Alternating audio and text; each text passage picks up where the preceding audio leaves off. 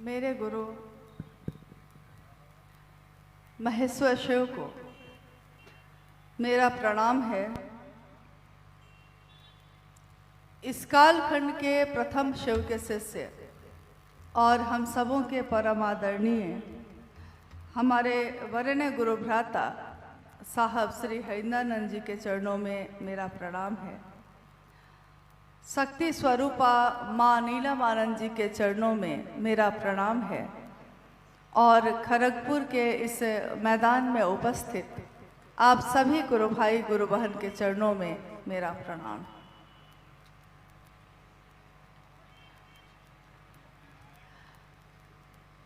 खड़गपुर के इस शहर में पहली बार शिव गुरु महोत्सव का आगाज हुआ है, शुरुआत हुई है और काफ़ी दिनों से सब कोई यहाँ से चाह रहे थे कि ये कार्यक्रम हो। 2016 में जब हम लोग पश्चिमी मेदिनीपुर के खड़गपुर स्टेशन पर उतरे थे अपने गुरु शिव के कार्य के लिए, एक संगोष्ठी का आयोजन हुआ था उसके लिए, तो हम लोगों ने आने से पहले ये जाना कि खड़गपुर शहर जो है किस लिए प्रसिद्ध है। तो खड़गपुर शहर दूसरे जगहों पे, दूसरे राज्यों में या देश विदेश में, एक तो यहाँ के जो IIT कॉलेज है उसके लिए प्रसिद्ध है, फिर यहाँ का रेलवे स्टेशन बहुत बड़ा है उसके लिए प्रसिद्ध है। लेकिन हम लोग यहाँ किस लिए आए थे? उस दिन भी अगर हम लोग आए थे तो इसलिए आए थे क्योंकि यहाँ शिव के शिष्यता का फैलाव हो रहा था। शुरुआत एक दो लोगों से ही होती है कहीं भी। पहली बार जब किसी काम का आगाज होता है, प्रारंभ होता है, एक दो लोग होते हैं, लेकिन धीरे धीरे धीरे धीरे लोग मिलते चले जाते हैं, शिव को गुरु बनाकर उस दिशा में चलते चले जाते हैं और एक दिन जहाँ 2-4 लोग थे, 50-60 लोग थे, धीरे धीरे हजारों लाखों की संख्या हो जाती है। लेकिन लोग चाहे 5 हो चाहे 50 हो, कितने भी हो, इससे फर्क नहीं पड़ता है। फर्क इससे पड़ता है कि उनके मन में इस विचार ने कितना ज्यादा प्रवेश लिया है। ये एक विचार है, शिव मेरे गुरु हैं, मैं उनका शिष्य हूं, मुझ शिष्य पर वो दया करें। शुरुआत हम लोग एक विचार से ही करते हैं। तो आज के इस कार्यक्रम में जो पहली बार यहाँ आयोजित हुआ है, आइए हम सभी शिव के शिष्य सबसे पहले इस बात पे विचार करें कि हम सब जो यहाँ आज इकट्ठे हुए हैं, इसके पीछे हमारी मंशा क्या है। पहला है कि हमने कहीं ना कहीं सुनकर अपने मन में शिव को गुरु बनाया है, चाहे विचारों में बनाया है, चाहे भाव में बनाया है, लेकिन बनाया है। भाई साहब, आप लोग अगर थोड़ा शांत हो जाएं और गुरु बहन लोग, आप लोग भी आपस में इस तरह से बात ना करें तो हम लोग अपनी बात को रख सकेंगे। कारण क्या है कि आज महादेव भी उतरकर अगर अपनी बात कहने लगे और हम शिव के शिष्य उनकी बात ही नहीं सुने तो उनका बोलना भी व्यर्थ हो जाएगा, उनका आना भी व्यर्थ हो जाएगा और वह हलचल जो है, बाहरी हलचल, जो जगत में हलचल चल रहा है, वो कैसे शांत हो जाता है। वो ऐसे कि जैसे ही हमारा मन शांत होता है, हमारे शरीर की हलचल भी शांत हो जाती है। मन जहाँ एक जगह एकाग्र हो जाता है तो शरीर में क्या हो रहा है ये भी एक दिन पता चलना बंद हो जाता है। तो आज जो ये महत्वपूर्ण समय अभी चल रहा है हम लोगों का, अभी जो हम लोग बैठे हैं, निवेदन है कि आप जहां हैं बैठ जाएं, शांति से बैठ जाएं और बिना विश्वास या बिना समर्पण के भी अगर शिव की बात को आप सुनते हैं और आपके मन में वो बात रह जाती है, घूमती रहती है, तो उसका भी परिणाम उतना ही है जितना विश्वास के साथ परिणाम आता। हमारे आपके घरों में, और ये जो क्षेत्र है पूरा पश्चिम बंगाल शक्ति का क्षेत्र है। या शक्ति शिवस्य शक्ति, शिव अपनी शक्तियों से जाने जाते हैं। शक्तियां शिव का प्रकटीकरण है। माँ दुर्गा, माँ काली की पूजा हम करते हैं। ये माँ दुर्गा, ये माँ काली शिव की इच्छा यानी कि शिव की शक्तियां हैं। और सोचिए, जब माँ काली के बारे में हम जितना ही जानते हैं तो हम सोचते हैं कि कितनी बड़ी सत्ता है वो। माँ दुर्गा के बारे में जितना ही समझते हैं लगता है कि उनकी पूजा में कोई भूल ना हो जाए, भाव कुछ कम ना मिल जाए, श्रद्धा और ज़्यादा दे सकें। सुंदर से सुंदर पुष्प, साफ से साफ पानी हम अर्पित करते हैं।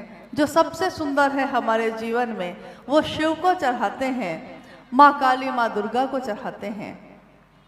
लेकिन हमारे मन में जो सबसे सुंदर है वो भाव नहीं देते।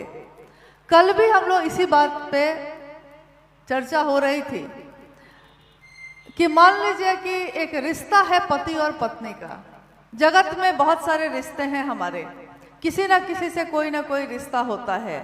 पति और पत्नी है, जगत में है। पति ने पत्नी के लिए सारी व्यवस्था की है। सारी व्यवस्था का अर्थ हुआ कि जो जगत की लौकिक व्यवस्था हो सकती है, अच्छा घर, अच्छी गाड़ी, कपड़े, पैसे, गहने, मतलब एक व्यक्ति को जो चीज भी चाहिए वो सारी चीजों की व्यवस्था उस पति ने कर दी है। यानी वह सारी चीज दे दी है, व्यवस्था कर दी है। अगर नहीं दिया है तो क्या?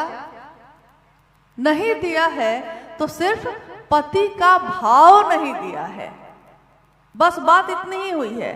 लेकिन उस पत्नी के लिए पति के द्वारा दिए हुए ये सारी चीजों का अर्थ व्यर्थ हो जाता है अगर पति का भाव ही नहीं मिलता है। पति ने भाव नहीं दिया है, महल दिया है, गहने दिए हैं, तो मेरे लिए वो माटी हो जाता है उस दिन, क्योंकि उसने अपने हृदय का भाव नहीं दिया। हम शिव पे जल चढ़ाते हैं, हम शिव की पूजा करते हैं, हम बेलपत्र और पुष्प चढ़ाते हैं, आराधना, उपासना, मंत्रों का जप करते हैं, सब कुछ करते हैं। लेकिन जिसके लिए करते हैं उसके लिए हृदय का भाव ही नहीं जगता है, तो ये सारे चीजें व्यर्थ हैं। शिव को हम क्या दे सकते हैं? उस महादेव को हम क्या दे सकते हैं?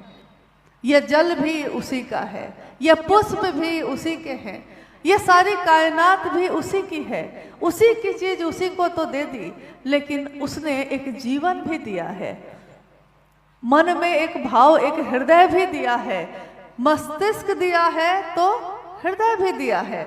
उस हृदय में भाव होते हैं किसी के लिए जिसको हम अपना समझते हैं। तो महादेव को अपना ही नहीं समझा तो ये सारे कर्मकांड व्यर्थ हो जाते हैं। जब हमारे घर में कोई आता है हम कहते हैं कि नहीं नहीं, अतिथि आए हैं, मेरे घर आए हैं, तो हमको खुद उसको पानी ले जाकर देना चाहिए, हमको खुद उसके लिए भोजन का प्रबंध करना चाहिए। क्योंकि अगर मैं नहीं करूं तो वो कहेगा, उसको दुख होगा, वो कहेगा कि मैं आया इनके घर था लेकिन इन्होंने व्यवस्था दूसरे से करा दी। देखिए, लौकिक चीजों की समझ हम लोग को है, लेकिन पारलौकिक चीजों की जो समझ नहीं है उसी को देने का काम वरेण्य गुरु भ्राता साहब श्री हरिनंदन जी ने किया। उन्होंने कहा कि जैसा आता है, जो आता है, महादेव को खुद उनकी पूजा करनी हो या उनकी शिष्यता की बात करनी हो, खुद करिए जैसे आता है। ज्यादा से ज्यादा क्या होगा, ज्यादा से ज्यादा क्या बिगड़ेगा? मान लीजिए कि आपने खुद ये आयोजन किया, या तो दरी सीधी करते या दरी उल्टी बिछा देंगे, इससे ज़्यादा क्या होगा। हम घास पे बैठ के भी महादेव की बात कर सकते हैं कि नहीं, क्योंकि आपने अभी भाई सोमेंद्र जी को ये विषय मिला था, शिव शिष्यता की पृष्ठभूमि, व्याप्ति और प्रयोजन। मेरा अनुरोध होगा कि आप इस विषय के बारे में आपने जो सुना है वो भी, और अभी भी हम लोग जो बात करेंगे उसको भी थोड़ा अपने मन को ध्यान से लगाकर सुनिएगा। क्योंकि अगर ये हीरा भी रखा हो सामने, लेकिन हम समझ ही नहीं सके कि मेरे हाथ में हीरा है, तो हम क्या करते हैं, कंकर की तरह फेंक देते हैं। एक घटना साहब ने कही, कथा है, ये कहानी है। महादेव और माँ पार्वती आकाश मार्ग से जा रहे हैं, कहानी है ये, एक कथा है। जा रहे हैं, नीचे वो धरती पे देखते हैं कि एक व्यक्ति अकेले फटे हाल, फटे हुए कपड़े पहने हुए रास्ते से गुजर रहा है, जा रहा है। माँ पार्वती करुणा से भींग गई। उन्होंने कहा महादेव से कि महादेव, आप तो तीनों लोगों के पति हैं, सबको देते हैं, इसको क्यों वंचित रखा है, इसको भी दीजिए। महादेव ने कहा कि छोड़ो, उसका कर्मफल है। माँ ने कहा कि नहीं नहीं, आपको देना होगा, मेरी आंखों ने देख लिया है उसके कष्ट को, और तब आप नहीं देंगे, यह कैसे होगा, देना होगा। तो महादेव ने कहा कि ठीक है, इतना आप की जिद है तो चलिए दे देता हूं। उन्होंने क्या किया कि जिस रास्ते से वो जा रहा था, उस रास्ते में एक बोरा हीरे, मोती, रतन सब उस बोरे में बंद है, उसको रास्ते पे रख दिया, और वो उसी रास्ते से जा रहा है। उस व्यक्ति ने चलते चलते अचानक सोचा कि रोज मैं आंखों से देखते हुए चलता हूं, आज मैं सोचता हूं कि आंख बंद करके चल के देखता हूं कि जिसकी आंख नहीं होती है वो कैसे चलता होगा। और जिस समय वो उस जगह से गुजर रहा है, उसने अपनी आंख बंद कर ली और आंख बंद करके वो चलने लगा। तो जब वो रास्ता पार कर गया, उतनी दूरी पार कर ली उसने, तो उसने कहा, आंखें खोल ली और कहा, हाँ ये ठीक है, अब मैं समझ गया कि जिसकी आंख नहीं होती वो कैसे चलता है। फिर ये घटना भी हो गई। तब तक थोड़ा अंधेरा हो गया। महादेव ने कहा, देखो पार्वती, तुमने जिद की तो मैंने उसको दे दिया, लेकिन उसने खुद क्या किया, मेरे दिए हुए चीज को भी न वो देखा न वो समझ पाया। फिर दूसरा व्यक्ति आ रहा है, वो भी काफी गरीब है। तो माँ पार्वती ने उसके मन में ये प्रेरणा जगाई कि चलिए मैं उसके मन में प्रेरणा जगाती हूँ कि वो उस बोरे को तो ले ले। तो उस व्यक्ति ने बोरे को तो उठा लिया। अब सामने है नदी, नदी के किनारे जाकर बैठ गया। थोड़ी देर बैठा रहा, फिर उसने सोचा पता नहीं इस बोरे में क्या है, जरा खोलकर देख लेता हूं। बोरे को खोला और अपने ही ख्यालों में खोया हुआ, अनजाने में, बेध्यानी में उसने क्या किया कि बोरे से एक एक रतन को उठाया और पानी में फेंकने लगा।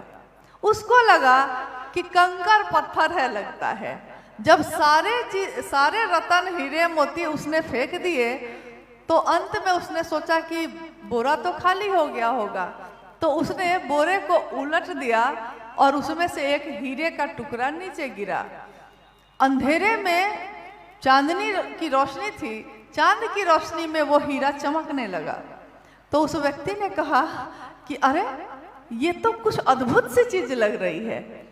तो वो तो था हीरा। अब वो इतने पछतावे में बैठा उस समय, उसने सोचा एक बोरा मैंने ऐसे फेंक दिया, पानी में फेंक दिया, और इतना गहरा पानी है कि उतर के ला भी नहीं सकता। हम अपने दैनिक जीवन में भी बहुत बार ऐसा ही करते हैं। महादेव संदेश भेजते तो हैं, जैसा अभी इन्होंने कहा संदेश आया है, महादेव संदेश भेजते हैं, बार बार हम लोगों को अपनी तरफ खींचना चाहते हैं। विषय आपने सुना ना, आओ चले शिव की ओर। बार बार अपनी तरफ लेके चलना चाहते हैं, लेकिन हम लोग उसी समय अपनी आंखों को बंद कर लेते हैं, अपने बातचीत का विषय आपस में बातचीत करने लगते हैं, या फिर हीरा जो पाया था उसको ऐसे ही फेंकते चले जाते हैं।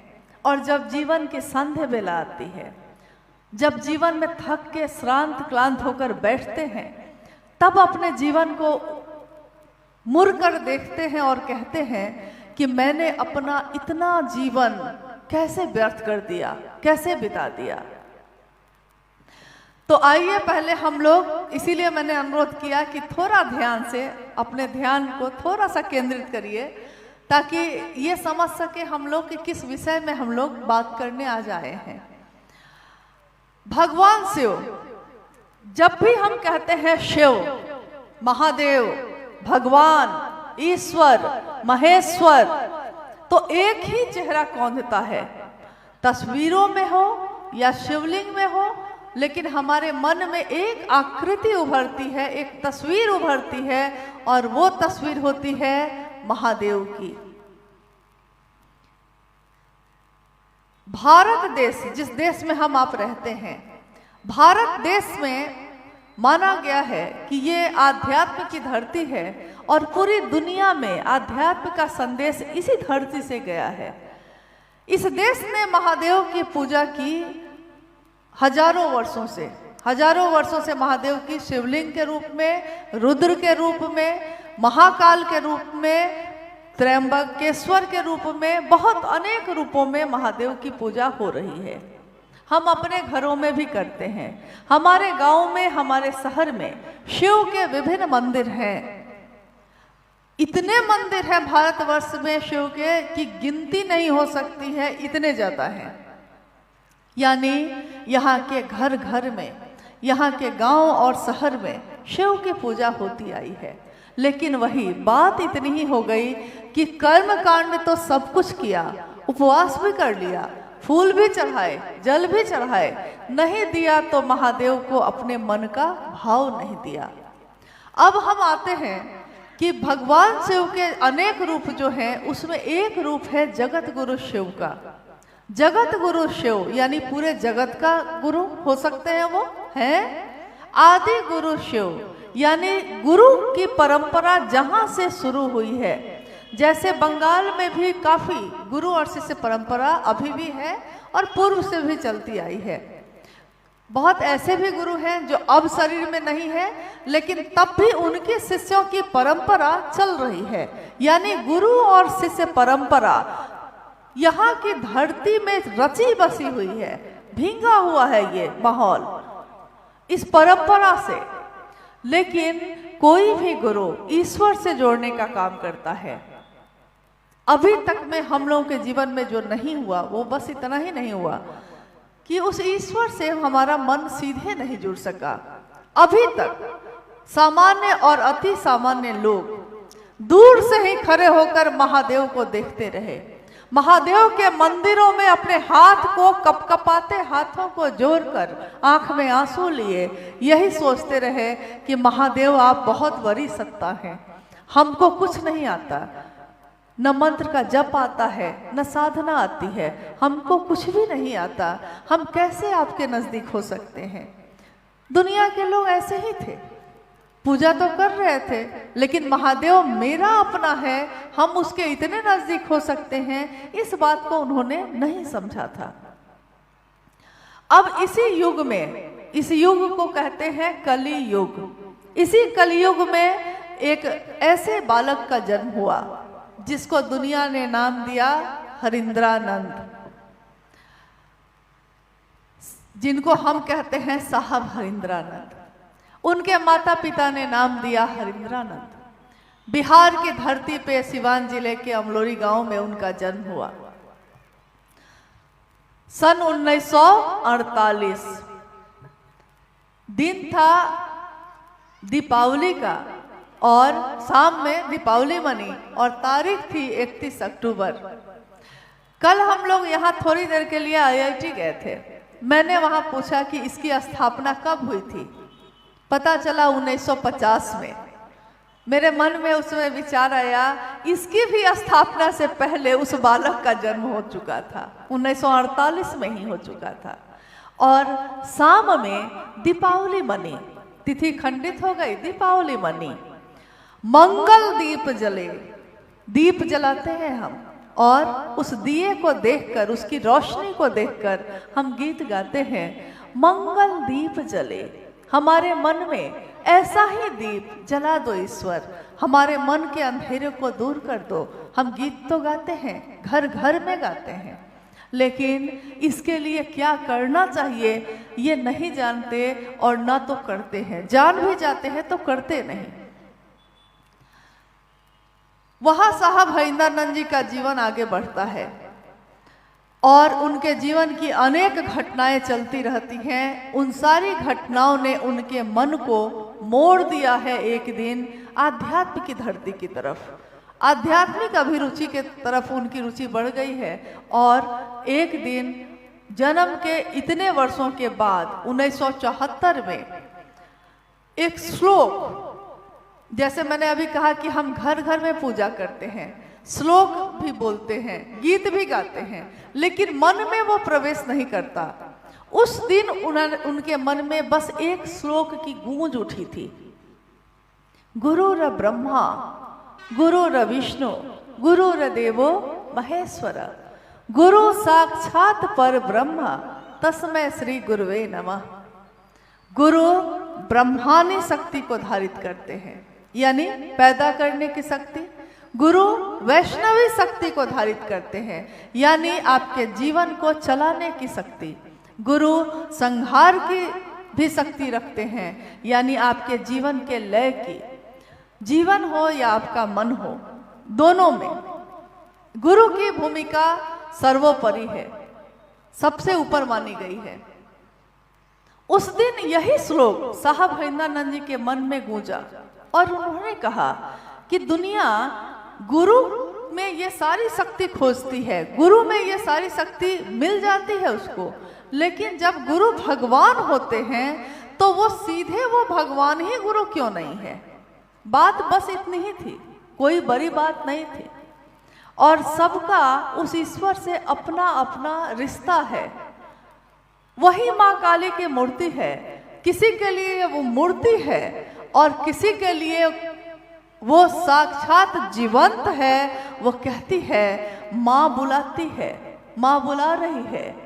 देखिए, किसी के लिए वो मूर्ति है, लेकिन किसी के लिए इतनी जीवंत है कि वो अपनी माँ को का ही दर्शन उसमें कर रहा है। तो जो चीज दूसरे के लिए निर्जीव होती है, किसी के लिए बहुत जीवंत, बहुत सजीव होती है। साहब हरिंदरानंद जी ने शिव को ईश्वर जाना था, शिव को ही अपना गुरु बना लिया। फिर उनके जीवन में बहुत सारी घटनाएं और आगे आती रह गई और उन घटनाओं के आधार पे उन्होंने 3 सूत्रों का निरूपण किया। 3 सूत्र जो हम लोग जानते हैं और एक दूसरे को बताते हैं। पहला सूत्र में हम करते हैं कि शिव को गुरु मानते हैं और पहला सूत्र हम कहते हैं, हे शिव आप मेरे गुरु हैं, मैं आपका शिष्य हूं, मुझ शिष्य पर दया कर दीजिए। पंक्ति बहुत सामान्य सी लगती है सुनने में, लेकिन ये सुनने में जो सामान्य लगती है, ये आपके और मेरे अंदर के सब चीजों को बदल देती है।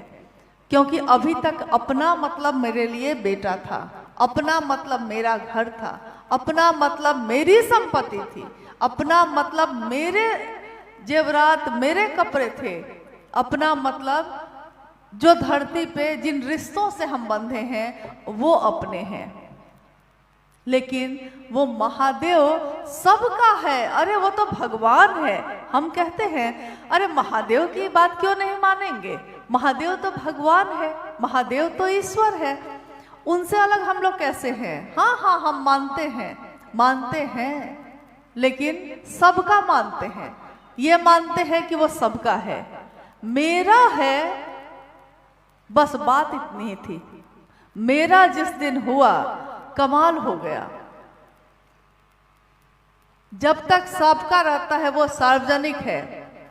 ये मैदान सार्वजनिक है ना, इस मैदान में हम लोग अभी बैठे हैं, कार्यक्रम है तो सफाई हो गई, फिर हम लोग आज चले जाएंगे, आप भी चले जाएंगे। क्या आप लौट कर आएंगे इस मैदान को देखने? नहीं आएंगे, क्योंकि ये सबकी है। जिसको काम था उसने उस समय इसका उपयोग कर लिया, और बाद में क्या मतलब। साहब ने कहा कि एक बार एक व्यक्ति जब उसके जीवन में कष्ट होता था तो वो महादेव के मंदिर पहुंच जाता था, और जब कष्ट खत्म हो जाता था तो फिर अपने जगत में खो जाता था। एक दिन ईश्वर ने महादेव ने उस व्यक्ति से कहा कि हमेशा मतलब से ही आते हो, कभी मिलने भी आ जाओ। देखिए, वो हंसकर जो बात कह देते हैं, हमारे मन में फैले अंधेरा जो है वो दूर हो जाता है। यानी कि उन्होंने कहा, अरे महादेव से बिना मतलब भी तो कभी मिला करो, अपना है वो। तो तीनों सूत्र करने के पीछे एक ही मंशा होती है कि महादेव मेरा हो जाए, अपना हो जाए। पहला सूत्र में भी हम यही बोलते हैं, हे शिव आप मेरे हैं, मैं आपका हूँ, आपका शिष्य हूँ, मुझ शिष्य पर दया करिए। और हम दया शब्द का प्रयोग करते हैं। अभी तक में, जैसे अभी हम बंगाल में हैं, हम लोग पूरे भारतवर्ष में या बंगाल में भी हमारी संस्कृति, हमारे शास्त्र, हमारे विद्वान बोलते हैं कि कृपा होगी तब न होगा, यानी मोक्ष मूलम गुरु कृपा। मोक्ष भी मिल सकता है लेकिन गुरु की कृपा होनी चाहिए। कृपा शब्द का अर्थ होता है कुछ करिएगा तो पाइएगा। कुछ करिए, जितना करिएगा। अगर किसी ने मजदूरी की है तो जितनी मजदूरी की है उतना पैसा उसको मिल गया। तो कुछ करिएगा, साधना, मंत्र का जप, तो उतना मिल जाएगा।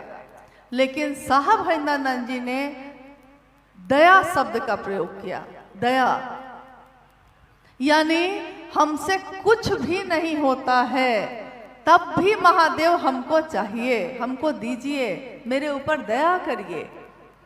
तो पहला सूत्र ही यह कहता है कि गुरु की दया ही सर्वोपरि है, शिष्य के जीवन का आधार है। गुरु की दया हो जाए तो क्या नहीं हो सकता है। क्या इस धरती पे ऐसा है जो गुरु की दया हो जाए तो हमको प्राप्त नहीं हो सकता। लेकिन गुरु की दया तो हो जाए, और हम मांगते भी हैं तो कितनी छोटी चीज, अपने जीवन के छोटे छोटे चीजों के लिए। ठीक है, हम जाते हैं महादेव के पास, उनसे मांगते हैं, लेकिन कभी अपने इस पारलौकिक जीवन के लिए भी, अपने अंदर जो जीवात्मा है उसके यात्रा के लिए भी तो उस महादेव से दया मांगे।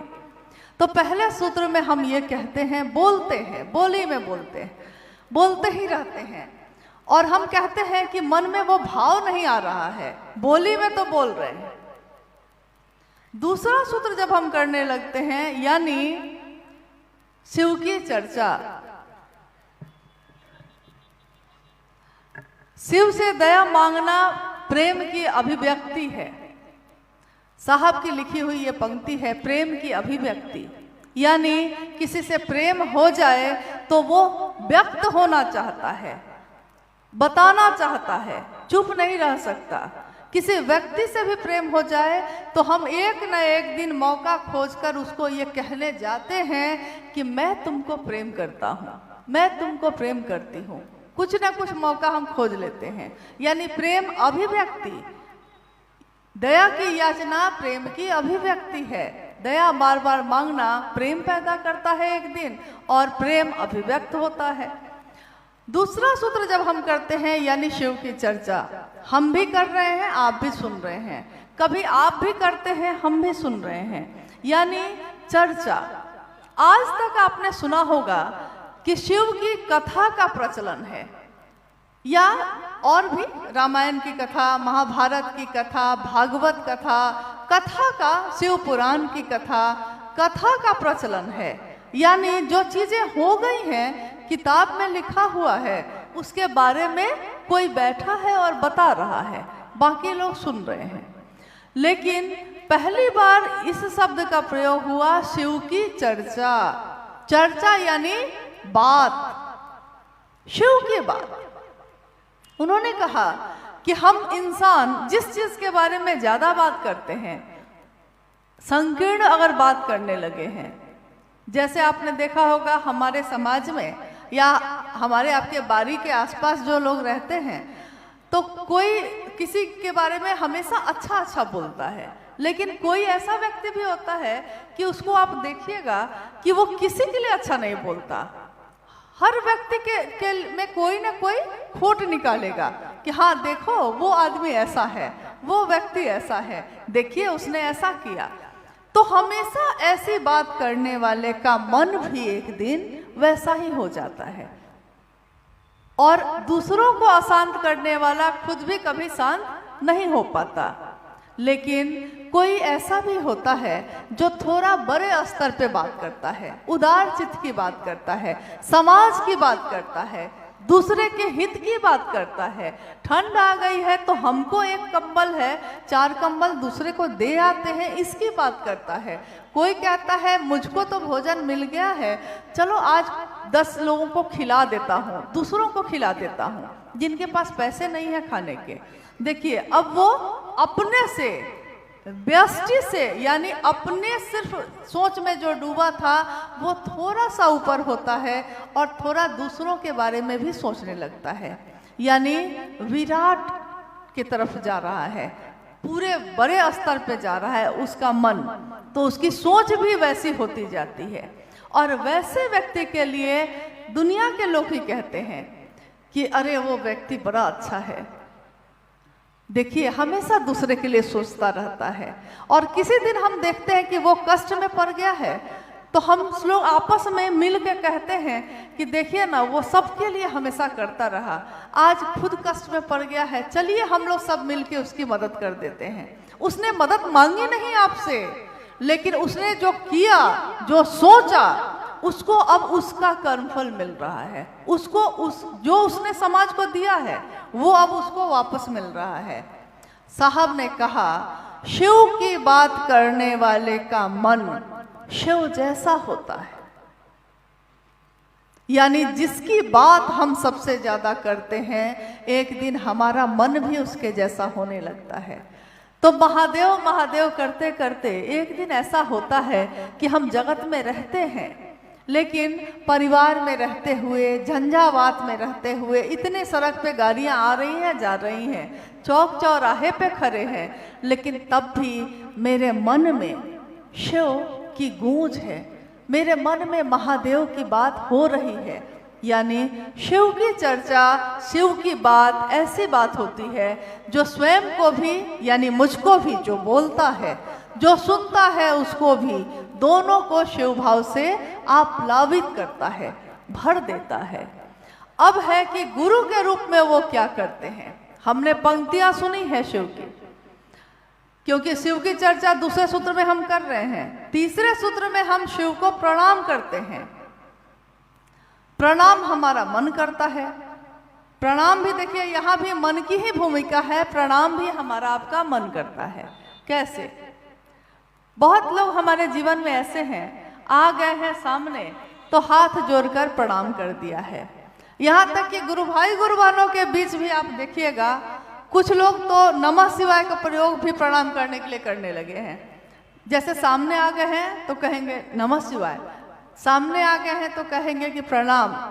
गुरु भाई थोड़ा सा आगे चला गया है, उसके जाते ही कहेंगे कि जानते हैं वो कैसा है, लेकिन अब सामने आ गया है तो क्या करते, प्रणाम कर लिया है। देखिए यही संबंध है हम लोगों का, सामने आ गए हैं तो शिष्टाचार निभा दिया है, लेकिन मन से वो प्रेम है नहीं। और जिसके लिए हो जाता है वो आपसे मिले या ना मिले, आपका मन उसको प्रणाम करता ही करता है। साहब ने कहा कि उस महादेव को भी अपने मन से प्रणाम करो। अब है कि मन से प्रणाम करना बड़ा कठिन है, मन टिकता ही नहीं है, भाग जाता है बार बार। कैसे टिकाए, कैसे प्रेम करें, कैसे प्रणाम करें? उन्होंने कहा कि जो विधि आपको आती है प्रणाम करने की, हाथ जोड़ के करना है, आंख बंद करके करते हैं, आंखें खोल के करते हैं, जैसे आपको सुविधा है, मन ही आपका प्रणाम करता है, करिए। आप नमः शिवाय मंत्र का प्रयोग भी कर सकते हैं। नमः शिवाय मंत्र लेकिन उन्होंने ये नहीं कभी भी कहा, न लिखा है कि आपको किसी हाल में नमः शिवाय से ही करना होगा, ऐसा नहीं है। उन्होंने कहा है कि नमन का प्रयास महत्वपूर्ण है, आप नमः शिवाय मंत्र का सहारा ले सकते हैं, और क्योंकि ये सहारा सबसे सुंदर है तो इसी का सहारा लेकर करें तो ज्यादा अच्छा है। नमन करने की अलग अलग पद्धतियां हैं हमारे समाज में। कोई कमल के गट्टे पे भी करता है, कोई रुद्राक्ष के माले पे करता है, कोई सांसों पे करता है, सांस पे चढ़ाता है, सांस से उतारता है। जैसा साविधि विधि के साथ साहब के जीवन में नमः शिवाय आया, वैसी ही विधि से हम गुरु भाई गुरु बहन भी महादेव को प्रणाम करते हैं। लेकिन अभ्यास नहीं है तो कमल हाथों में रुद्राक्ष की माला लेकर उससे भी कर लेते हैं। 108 का जप है, संख्या है, गिनी हुई है, उसी से जप कर लेते हैं। लौकिक और पारलौकिक कष्ट रुद्राक्ष के माले से की हुई गणना जप लौकिक कष्टों को कम करती है, लेकिन सांसों पे किया हुआ जप आपके लौकिक और पारलौकिक दोनों कर्म बंधनों का क्षय करती है, दोनों कर्म बंधनों को तोड़ती है, दग्ध कर देती है। जैसा कैसे दग्ध करती है? कर्म फल तो हमको भोगना पड़ेगा, हमने कुछ किया है तो भोगना पड़ेगा। ये दग्ध करती है ऐसे जैसे मकई का दाना है, अगर जाइएगा खेत में लगाइएगा तो पौधा निकल जाएगा, लेकिन आपने तावा चढ़ाया है चूल्हे पे और मकई के दाने को अगर भून दिया है, उसमें मकई का दाना है, वो अभी भी है लेकिन भून चुका है, अब उसमें पौधे नहीं निकलेंगे। तो कर्मफल को दग्ध करना यानी कर्मफल है लेकिन भोगने की व्यवस्था नहीं है। महादेव गुरु के रूप में ऐसी दया करते हैं। गुरु के लिए कहा गया, गुरु कुम्हार शिष्य कुंभ है, गढ़ी गढ़ी काटे खोट। गुरु कुम्हार है, मतलब कहा गया है कि गुरु कुम्हार का काम करते हैं। जैसे कुम्हार मिट्टी के, खराब मिट्टी है, परी हुई मिट्टी है, उसको भी छांट के ले आता है, उसमें से अच्छी मिट्टी चुन के ले आता है, उसको गूंथ देता है और वो ऐसे जो मिट्टी का टुकड़ा है उसको अपने चाक पे घुमाता है, अपने हाथ का सहारा देता है, और कुंभ जो है, जो मिट्टी है, ऐसे उसको कुम्हार के रूप में सुंदर सुंदर आकृति दे देता है।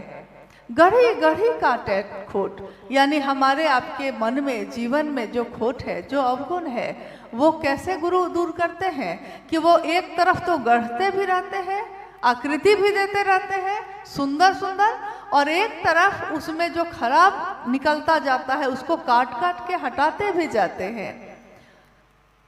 गढ़ी गढ़ी काटे खोट, अंदर हाथ सहारा दे, अंदर हाथ से सहारा भी दिए रहते हैं, और बाहर मारे चोट, यानी बाहर से चोट जो लगती है वो तो हमको दिखता है, हमको लगता है कि अरे गुरु भी मान के चले तब भी कष्ट मिल रहा है, लेकिन हम ये नहीं देख पाते कि अंदर से जो हाथ का सहारा है वो तो हमको दिखाई नहीं देता।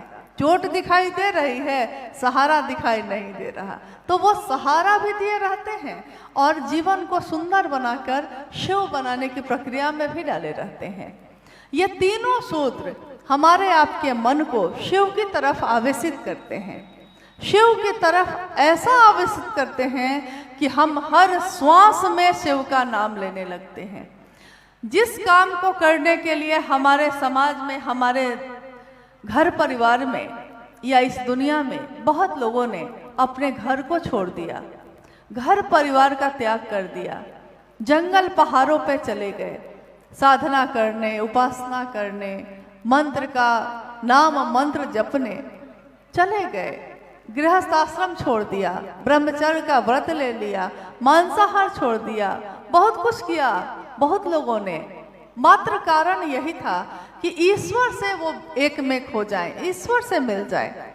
लेकिन देखिए हम सब क्या हैं, हम सामान्य अति सामान्य लोग अपने घर में रहते हैं, अपने गृहस्थ आश्रम के तमाम उतार चढ़ावों के बीच रहते हैं, लेकिन उस बीच में भी हमारा मन शिव के लिए आवेशित रहता है। इसके लिए हम लोगों ने क्या किया है? क्या कोई साधना की? गृहस्थ आश्रम छोड़ दिया है, घर छोड़ दिया है, खान पान छोड़ दिया है, ब्रह्मचार्य व्रत ले लिया है? कुछ भी नहीं किया। कुछ क्रिया न साधना, कोई क्रिया नहीं, कोई साधना नहीं, मात्र हम लोगों ने अपने गुरु शिव को याद किया है अपने मन से। मात्र हम लोगों ने दया मांगी, बस बात ही तो की थी महादेव की। लेकिन ये हो क्या गया? हमारा मन बदल कैसे गया? ये उतरा क्या है हमारे जीवन में? बात ही तो की थी, प्रणाम तो किया था, लेकिन हरि से लागी रहो रे भाई, तेरा बनत बनत बन जाए। हरि से लागे रहते हैं तो बनत बनत वो बन जाता है एक दिन। लगे रहना जरूरी है, नजदीक खड़े होना जरूरी है। आइए हम लोग, कोई अगर जिज्ञासा आई है तो उस पर बात कर लेते हैं। और ये नई जगह है, पहली बार यहाँ कार्यक्रम हो रहा है। हाँ ठीक है, ठीक है, आप बैठिए। तो ये पहली बार हो रहा है, तो हम लोग चाहेंगे कि अगर आपके मन में कोई जिज्ञासा है शिवशिष्टता के बारे में, तो उस जिज्ञासा को जरूर रखिए। यथासंभव हम लोग दूर करने की कोशिश करेंगे, क्योंकि ये शिव गुरु का मंच है। यहाँ कोई विद्वान नहीं है, कोई प्रवचन करता नहीं है। हम सब शिव के शिष्य हैं, अपने शिव की बात करने आते हैं। कोई ज़रूरी नहीं है कि हर प्रश्नों का उत्तर हमको आता हो, क्योंकि हम सब उसी ज्ञान की खोज में हैं। लेकिन यथासंभव जितना भी गुरु ने ज्ञान दिया है, जितना भी साहब दीदी के सानिध्य ने समझाया है, उतनी कोशिश तो हम लोग कर सकते हैं। आइए। जिज्ञासा है, माँ काली और भगवान शिव में क्या अंतर है?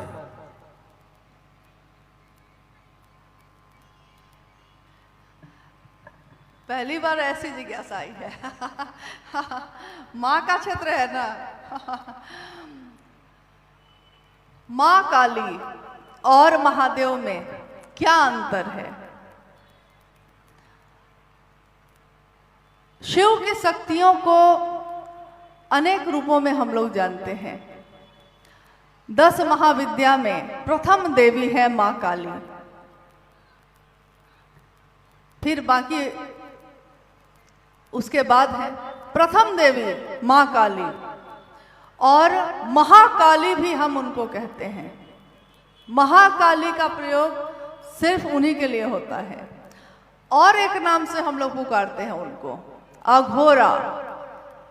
आपने उनके बारे में ये नाम सुना है, अघोरा?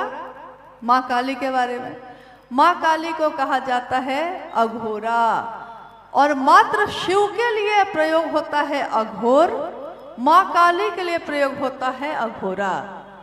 और महाकाली को काल से परे की देवी भी कहा गया है। काल से परे की देवी, यानी जब ये सृष्टि, ये दुनिया बनी ही नहीं थी। काल कब लागू होता है? जिस माइक से हम लोग बोल रहे हैं, जिस दिन ये माइक बना होगा, पहले ये लोहे का टुकड़ा रहा होगा, लेकिन जोड़ जोड़ कर किसी ने इसको बनाया। अब जिस दिन ये बन गया है, अब तैयार है, मार्केट में आ गया, किसी ने खरीदा है, लेकिन जिस दिन ये बन गया उस दिन की तारीख उस पर लिख दी जाती है कि मैन्युफैक्चरिंग डेट, यानी कि बनने की तारीख क्या है। और बहुत बार जो खाने पीने के सामान है या क्रीम पाउडर है, इस तरह की चीज़ों पे भी लिखा रहता है कि कब ये बना है और कितना दिन इसका वैलिडिटी है, मतलब कितना दिन ये रहेगा, उसके बाद खराब हो जाएगा। तो हम लोग जब तारीख देखते हैं तो हम लोग कहते हैं नहीं नहीं ये खराब हो चुका है, फेंको फेंको। दवा के ऊपर भी लिखा रहता है, आपने देखा होगा। यानी जैसे ही कोई चीज बनती है, सृजन होता है, उसका सृजित होती है, वैसे ही उसके साथ साथ उसके संहार की तिथि भी तय हो जाती है। बनी है तो टूटेगी, पैदा हुई है तो मौत होगी। किसी जीव ने पैदा ले लिया है तो मौत होगी, लेकिन काल जब बना भी नहीं था, काल पैदा भी नहीं हुआ था, क्योंकि सृष्टि ही नहीं बनी थी, दुनिया ही नहीं बनी थी। और आपने सुना होगा शिवेच्छा बली यसी, शिव की इच्छा में ही सबसे बड़ा बल है।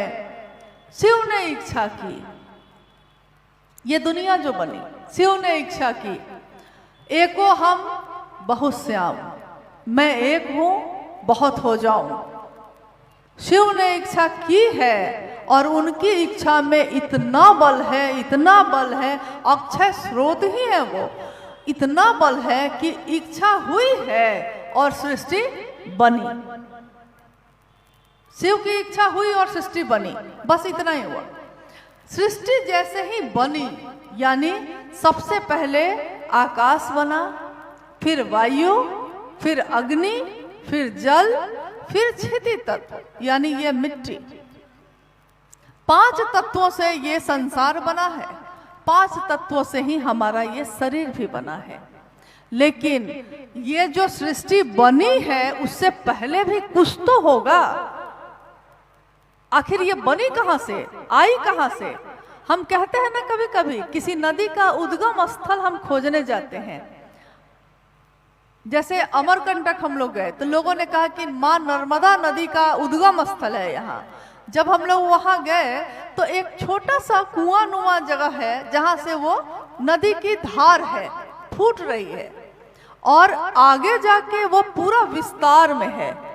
गंगोत्री में जाइए तो गंगा नदी की पतली सी धारा है, लेकिन जैसे जैसे वो धरती पे आगे बढ़ी है वो धारा चौड़ी होती गई है, बढ़ती चली गई है, यानी विस्तार लेती चली गई है। लेकिन वो धारा आखिर कहीं से तो आ रही होगी। हमको जो दिख रही है वो पतली धारा है, लेकिन उसका उद्गम कहाँ है? वो पतली धारा भी आखिर कहाँ से पैदा हुई है?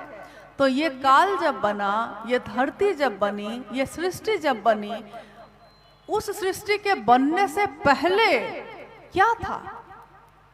साहब ने बताया कि महाशून्य था, महाशून्य, कहीं कोई हलचल नहीं, कहीं कोई कंपन नहीं, कहीं कोई तरंग नहीं, कुछ भी नहीं, सब कुछ अघोर। अघोर शब्द आता है और इसका अर्थ होता है जहां तरंगे नहीं हैं, शांत है सब कुछ। अगर हमारे इस धरती में, हमारे जीवन में ये तरंग जो ऊपर और नीचे होती है अगर शांत हो जाए, अघोर हो जाए, मतलब एक लाइन में हो जाए, तो डॉक्टर कहता है कि मौत हो गई है। देखिएगा हॉस्पिटल में जाने पे ऐसा होता है, मॉनिटर पे दिखाता है कि नब्ज चल रही है, सांस चल रहा है, तो दिखाएगा कि ऊपर नीचे हो रहा है। एक्सरे करवाइए, देखिए उसमें ऊपर नीचे दिखता रहेगा। ईसीजी करवाइए हार्ट का, दिल का, ऊपर नीचे होता रहेगा। यानी कि तरंगे हैं वहां, जीवन है तो तरंगे हैं। लेकिन इस जीवन से पहले जहां तरंगे नहीं थी तो वहां महाशून्य था।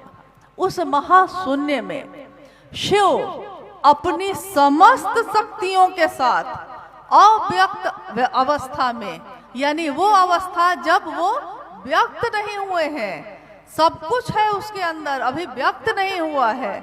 इसको हम समझ सकते हैं कि जैसे किसी बिया को आप लाइए, बीज को, अभी बीज को आपने धरती में लगाया नहीं है तो बिया है वो, उसमें से पौधा एक दिन निकल सकता है, लेकिन आज वो सिर्फ बिया है।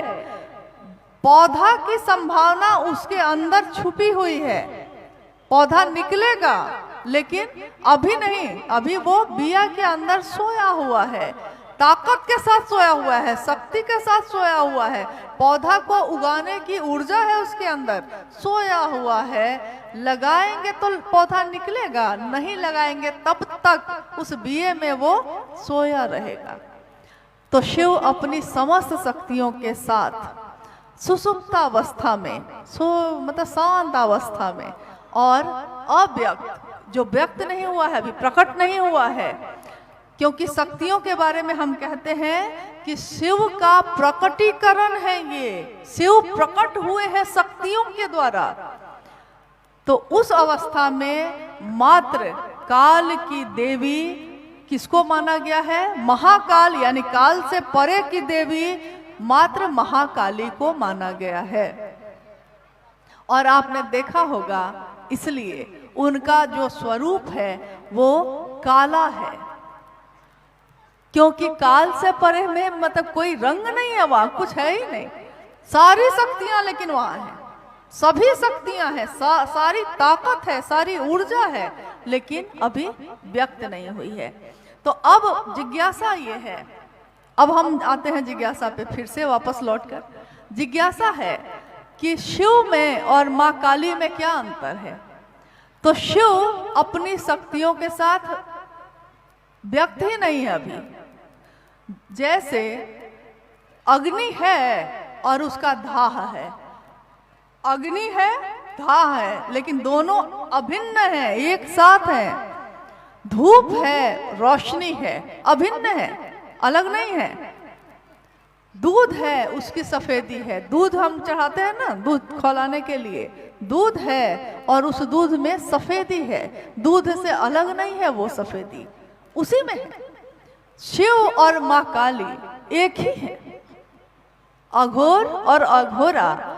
क्योंकि हम लोगों ने पुरुष और प्रकृति का जो ये किया है वो पुरुष और स्त्री के रूप में किया है, तो हम उनको माँ कह के पुकारते हैं, क्योंकि माँ जन्म देने की ताकत रखती है माँ। लेकिन पुरुष और माँ दोनों के कारण जन्म होता है, जन्म देने की ताकत है, जन्म देती है, पोषण देती है और पोषण के साथ पल्लवित पुष्पित भी करती है। तो ना शिव में ना माँ काली में ना उनकी शक्तियों में कोई भी भेद नहीं है, कोई भेद नहीं।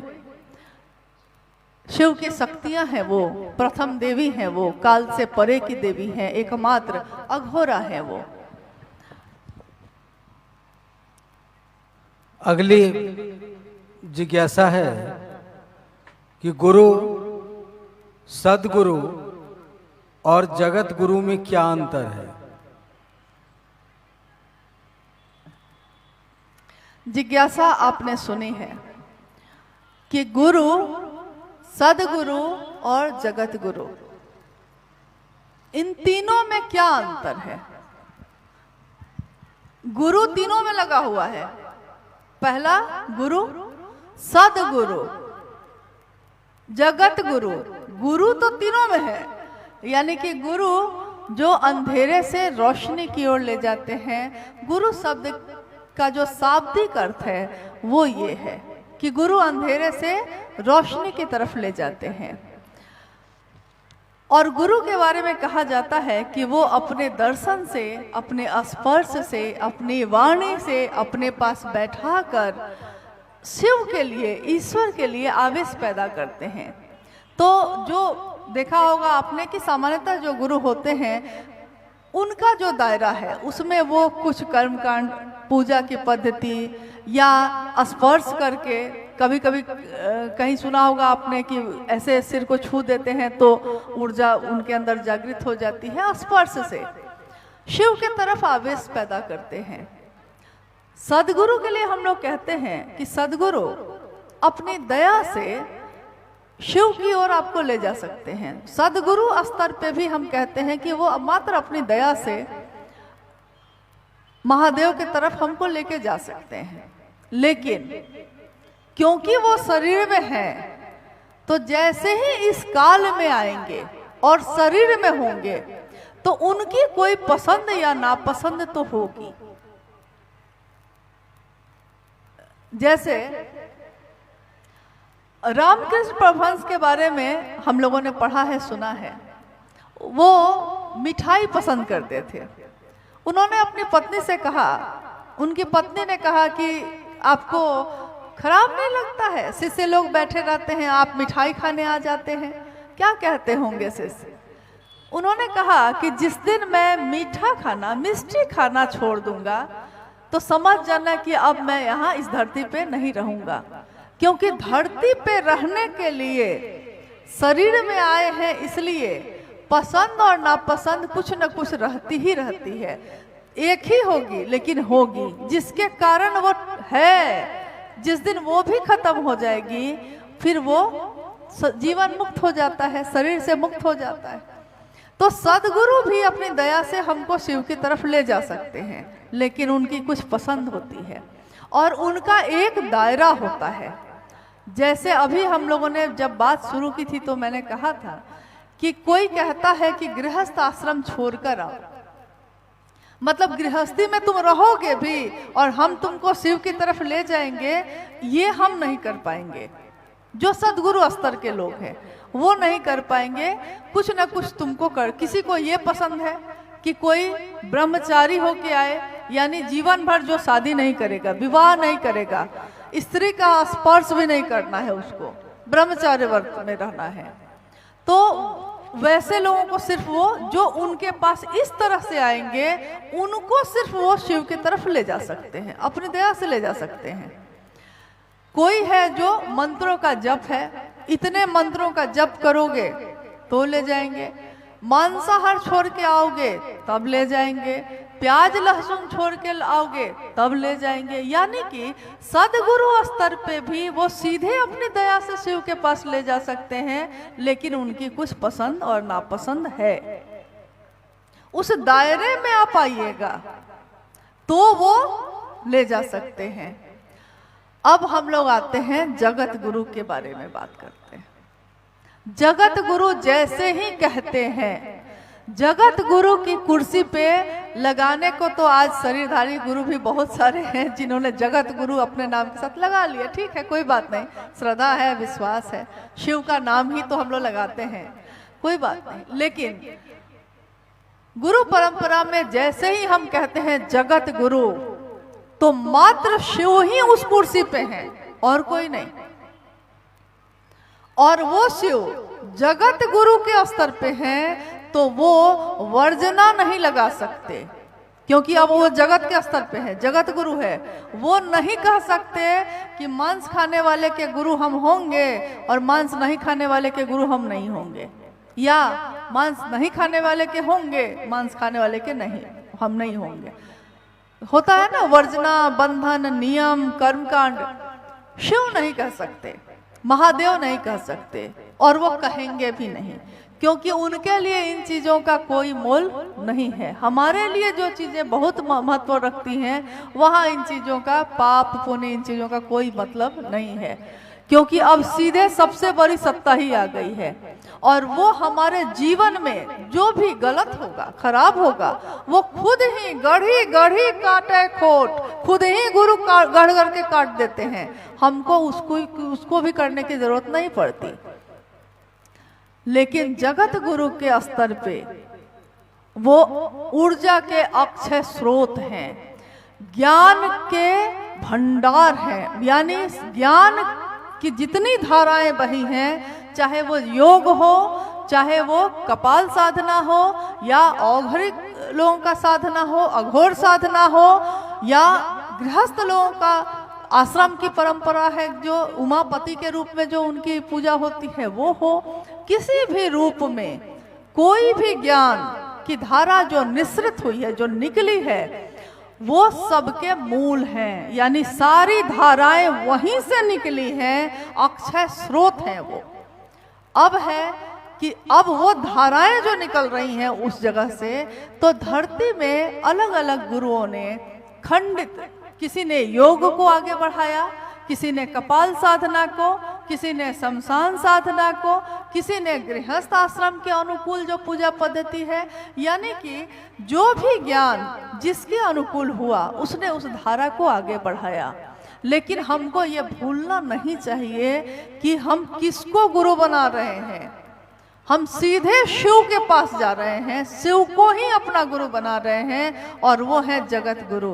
सदगुरुओं का गुरु भी जिसको कहा गया है, जो बुद्धों की खेती करते हैं, वैसी जगह पे हम पहुंच गए हैं और हम कहते हैं शिव मेरे गुरु हैं। अब बताइए, उस शिव को जगत गुरु के कुर्सी से मेरे और आपके जैसे लोगों के मानसिक स्तर तक आने के लिए कितना नीचे उतरना पड़ेगा। अक्षय स्रोत है वो, सारी धाराएं वहीं से निश्रित हैं, और वो हमको कुछ नहीं आता, कोई साधना नहीं, कोई उपासना नहीं, कुछ मंत्रों का जप नहीं, कुछ नहीं आता, तो आखिर मेरे मानसिक स्तर पे वो शिव उतर कर अपनी तरफ लेकर चलेंगे, ये कैसे होगा। देखिए, एक विषय है जिसपे भाई सोमेंद्र जी ने बात की होगी, मतलब पिछली चर्चाओं में भी उन्होंने किया है कि शिव की शिष्यता में वरेण्य गुरु भ्राता साहब हरिंद्रानंद और दीदी नीलम आनंद जी की क्या भूमिका है। शिव ऊर्जा के अक्षय स्रोत हैं, सारी धाराएं वहां से निश्रित हैं। शिव की इच्छा में इतना बल है कि उन्होंने इच्छा की है, और ऐसे कितनी सृष्टि बनी है, कितने सूरज चांद है वहां। इतनी बड़ी सत्ता जो परम के भी परम है, वो सत्ता हमारे आपके जैसे लोगों के मानसिक स्तर तक किसके कारण उतरे कैसे, कौन है उतारने वाला, किसने उतारा। ये आज तक तो धरती पे ये नहीं हुआ था, ये हुआ कैसे।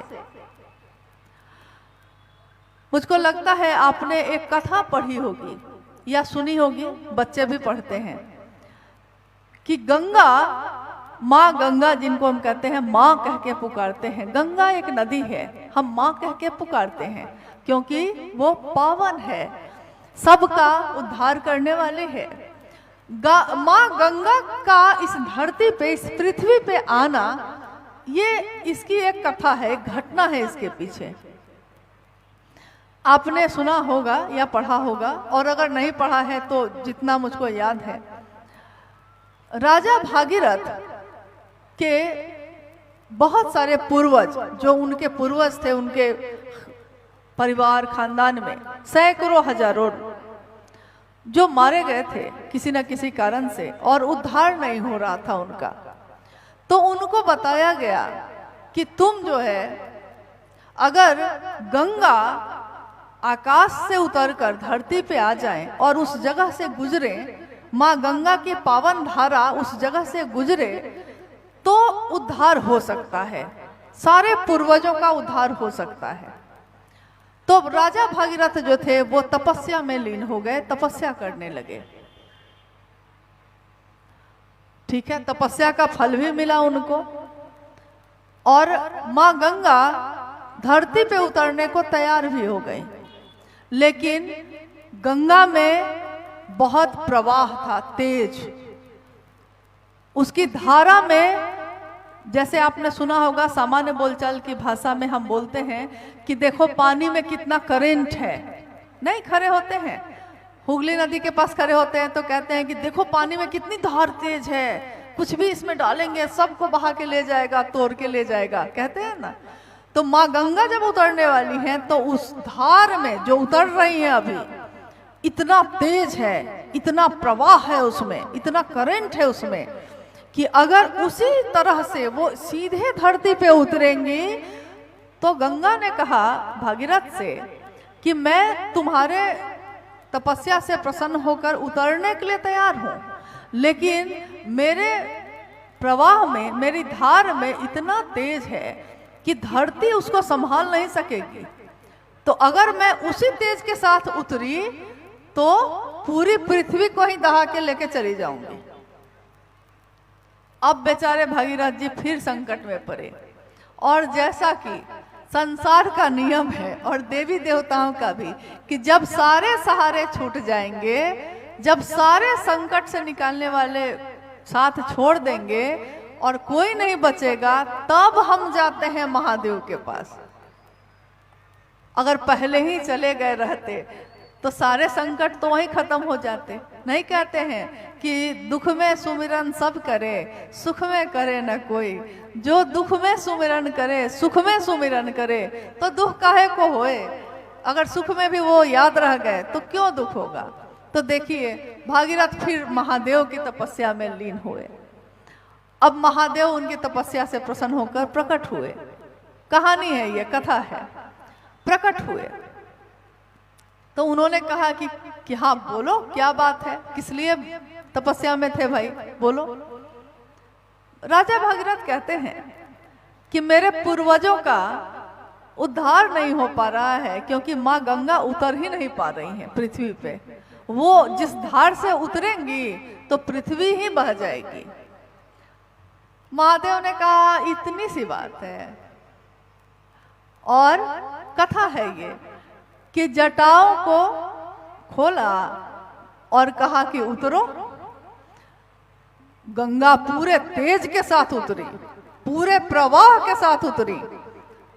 अहंकार भी हम लोग का ऐसा ही होता है, इतना होता है कि हम झुकते ही नहीं है। हमको लगता है कि हमको आप बर्दाश्त नहीं कर सकिएगा, इतना हो जाता है कभी कभी। लेकिन देखिए पूरे तेज के साथ वो उतरी, लेकिन शिव की जटाओं में समाती ही चली गई। कहाँ चली गई पता ही नहीं चला, और शिव ने अपनी जटाओं को लपेट लिया। अब राजा भगीरथ तो फिर से संकट में पड़ गए। उतरी भी, महादेव मान भी गए, लेकिन वो फिर से संकट में पड़ गए कि जटाओं में ही चली गई, नीचे तो उतरी नहीं। उन्होंने फिर से महादेव की तपस्या शुरू की। कहा कि महादेव आपकी जटाओं में ही सारी चली गई हैं, थोड़ा मतलब यहाँ तो उतारिए। तो महादेव ने, कथा है ये, महादेव ने अपनी जटा का थोड़ा सा भाग ऐसे किया, एक पतली सी धारा निकली।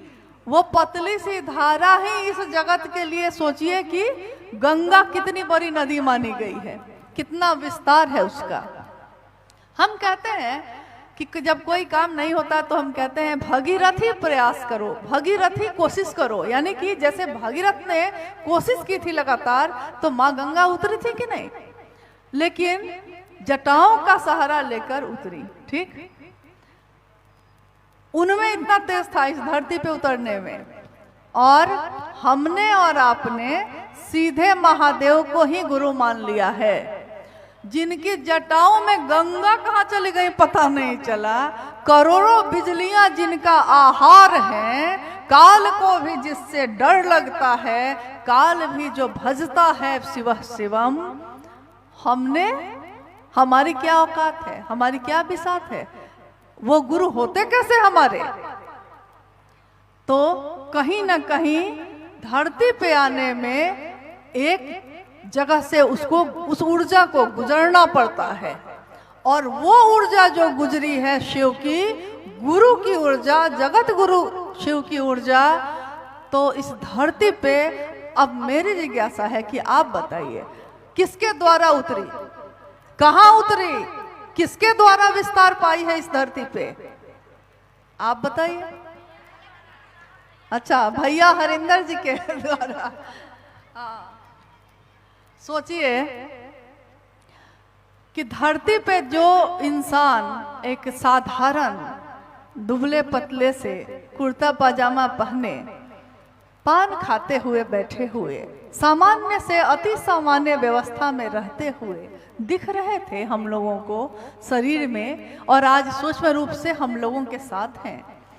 उनकी ऊर्जा का भी आकलन कर लीजिएगा कि जिसने शिव को ही जमीन पे उतार दिया है, उसकी ऊर्जा का स्तर क्या होगा, और उनकी बोली हुई बात में कितनी ऊर्जा होगी। उन्होंने कहा है उस शिव से दया मांगो, दया होगी।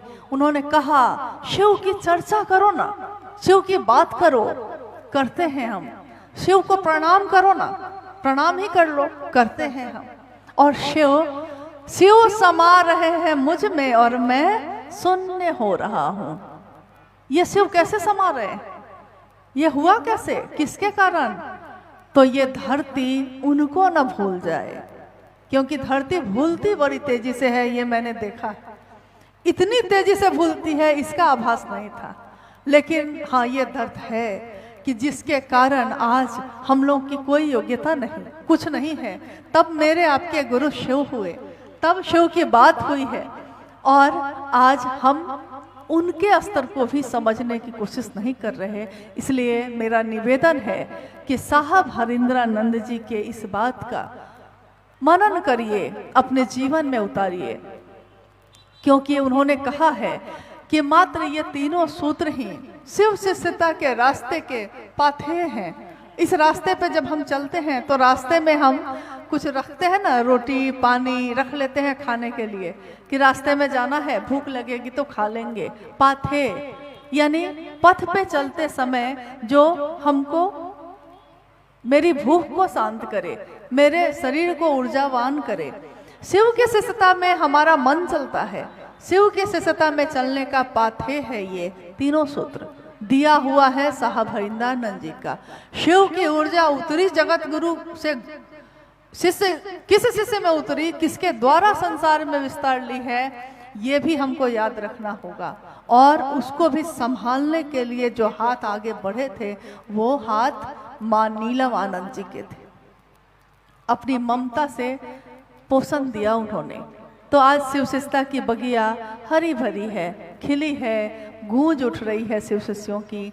और उन्होंने इतना ही कहा कि जब भी हम लोगों ने उनसे कहा कि हमको क्या आता है, हम लोगों को, हम लोग की बात लोग क्यों सुनेंगे, साहब ने कहा कि जितना भी गुरु ने तुमको दिया है उसको छींटो।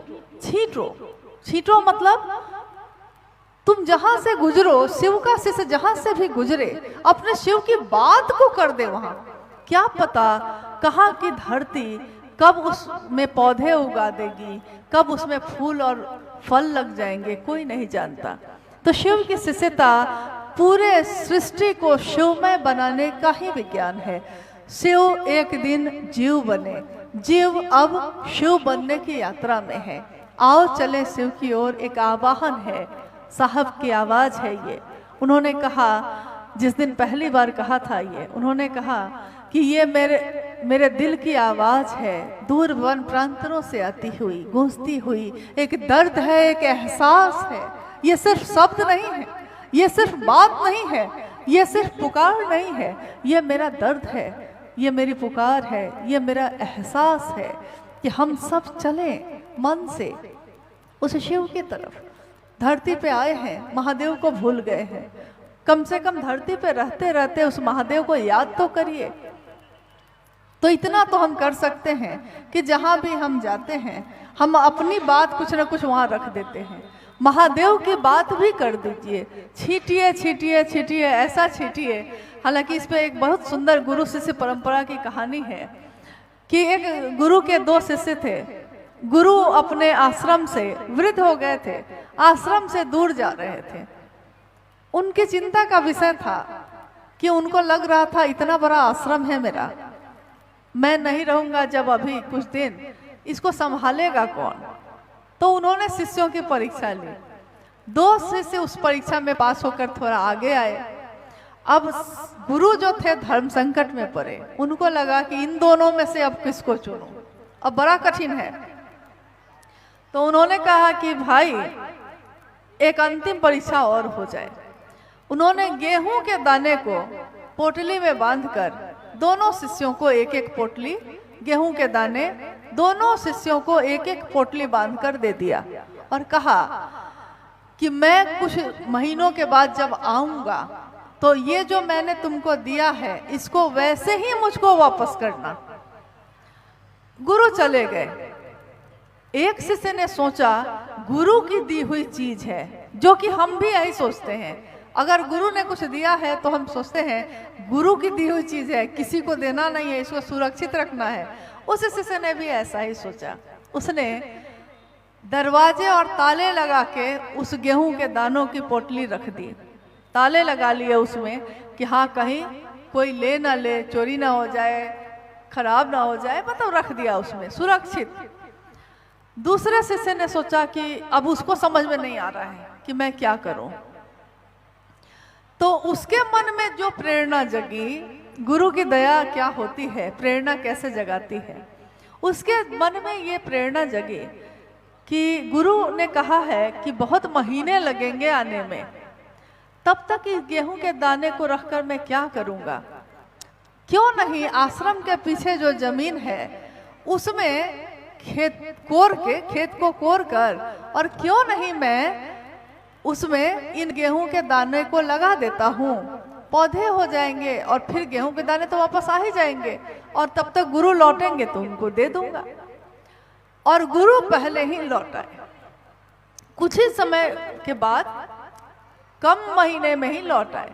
आने के बाद उन्होंने दोनों शिष्यों को बुलाया और कहा कि मैंने गेहूं की पोटली दी थी 2, तुम दोनों को दी थी, मुझको अब वापस करो। तो पहला शिष्य जो था वो तो तुरंत दौड़ कर गया, क्योंकि वो तो अलमारी में अच्छे से बंद करके रखा था, उसको तेजी में दौड़ कर गया और पोटली उठाकर ले आया। गुरु जी के सामने खोला गया।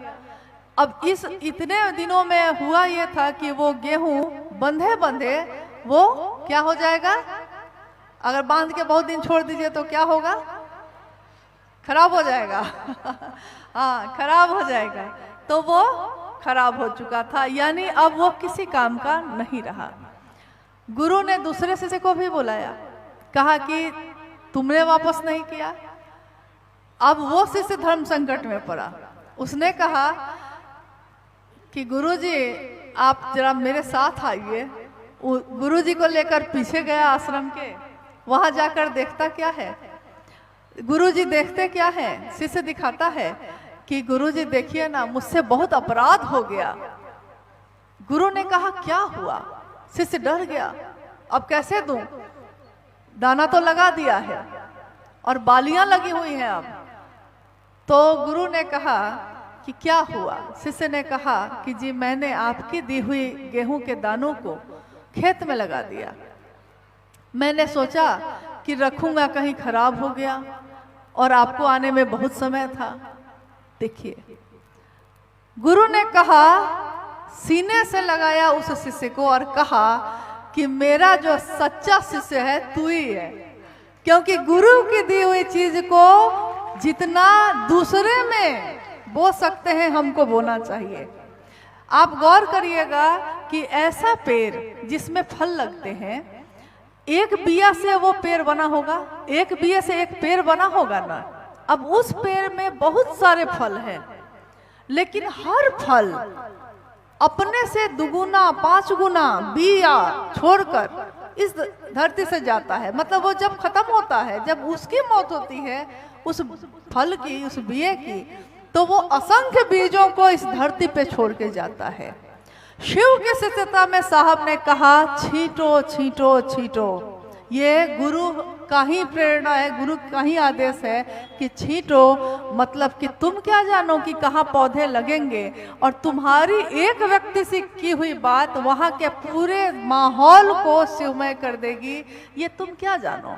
ये तो गुरु की ऊर्जा काम कर रही है, और जिसने कहा है हम सबों को, ताकत उनकी काम कर रही है, मेरी आपकी नहीं। प्रकृति जब पोषण करती है पेड़ का तो वो बड़े बड़े पेड़ बनते हैं। अभी सामने ये पेड़ है, क्या इस पेड़ में किसी ने आकर पानी पटाया होगा कभी? आप अपने घर से आए थे कभी खाद पानी देने? नहीं आए। लेकिन आप घर में जो लगाते हैं उसमें जो खाद पानी डालते हैं तो वो मर भी जाता है, और बहुत मुश्किल से थोड़ा बहुत बड़ा होता है। लेकिन प्रकृति स्वयं जिसका पोषण करती है, शिव स्वयं जिसका पोषण करते हैं, वो ऐसे ही शानदार बन के उभरती है। शिव के शिष्यता बांटने की विधा है, छिपा कर रखने की नहीं। तो मेरा अनुरोध है कि आप जहाँ भी रहते हैं, गांव-गांव में दूसरों से अपने गुरु शिव की बात करिए। कम से कम उसके जीवन में अगर आपके बोलने से 2 कदम भी वो शिव की तरफ चल पाता है, तो इससे बड़ा पुण्य, इससे बड़ा काम, इससे बड़ी मदद शिव शिष्यों की और कुछ भी नहीं हो सकती। हाँ, अंतिम एक जिज्ञासा है। दीदी माँ नीलम आनंद जी को शक्ति स्वरूपा क्यों कहा जाता है?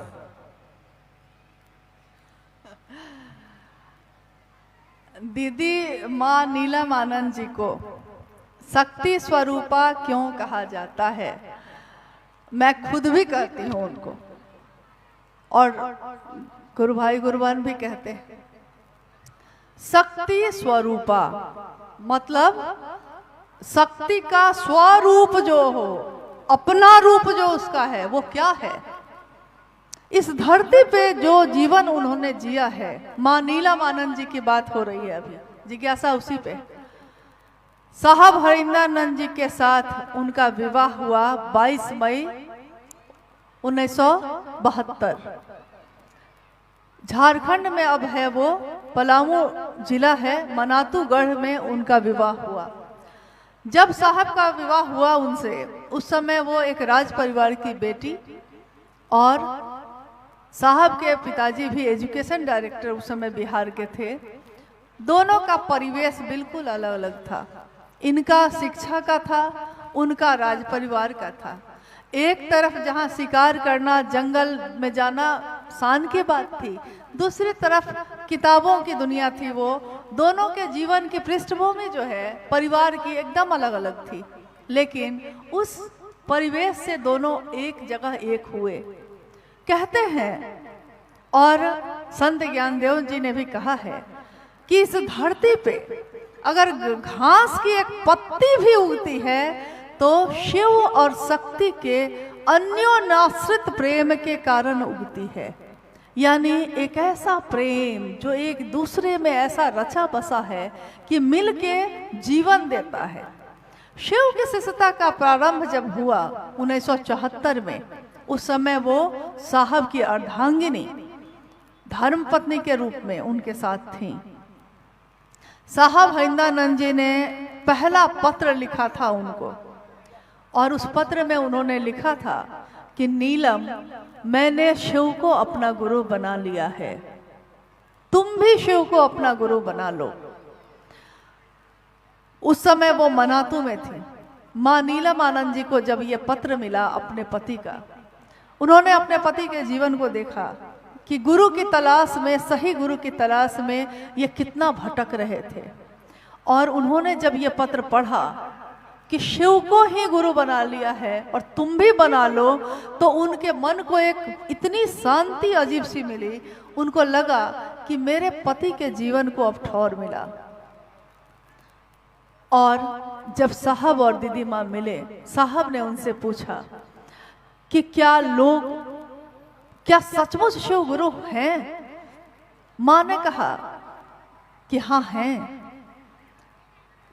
बाद के जीवन में जब जब साहब ने कहा कि क्या लोग मेरी बात सुनेंगे, जब मैं लोगों से कहूँगा कि मैंने शिव को गुरु बनाया है, तुम भी अपना गुरु बना लो, क्या नीलम लोग मेरी बात सुनेंगे? और माँ कहती हाँ सुनेंगे। ये संबल, ये अन्योन्याश्रित प्रेम जिसने शिव शिष्यता की धारा का विस्तार कर दिया इस धरती पे, ये दोनों के असीम प्रेम से उपजा था।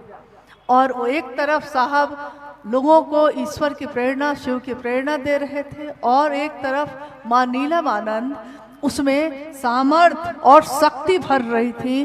तो देखिए, माँ और पिता अपने बच्चे को जन्म देते हैं, पिता शिक्षा देता है, माँ उसको पोषण देती है, भोजन और ममता।